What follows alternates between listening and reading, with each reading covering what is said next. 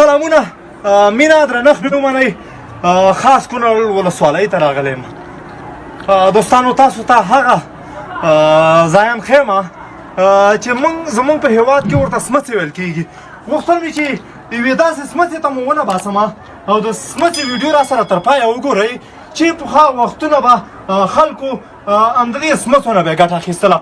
دوستانو تاسو کولی شئ چې ویډیو را سره تر پایه وګورئ دلته خاص کونړ ولسوالۍ ته راغلی یم دوستانو تاسو ګورئ دا د کیمپ ساحه ده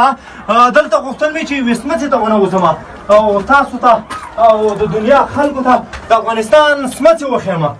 دوستانو په سمڅه کې اوسېدل په اصطلاح دا په سمڅه کې اوسېدل تاسو ګورئ دوستانو چې الله تعالی یوه جوړه کړې کوټه ده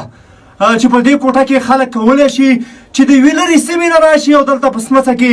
ژوند پیل کړي دوستانو تاسو ګورئ چې اوس د ژمي موسم دی سمڅه دومره ګرمه ده چې زما په اصطلاح ګرمي وشوله په دې سمڅه کې دا د افغانستان سمڅې دي غوښتل مې چې دنیا ته د افغانستان سمڅې وښایم تاسو را سره ویډیو وګورئ چې په دې سمڅه کې خلک په اصطلاح د کور په ډول استفاده هم ترې کولی شي یا په غرونو کې میږې ساتي یا بل شی ساتي نو کولی شي چې دلته په سمڅه کې اوسېږي تل دې وي افغانستان ژوندی دې وي افغانستان یسیشن افغانستان زندهتیان افغانستان لانګ لایف افغانستان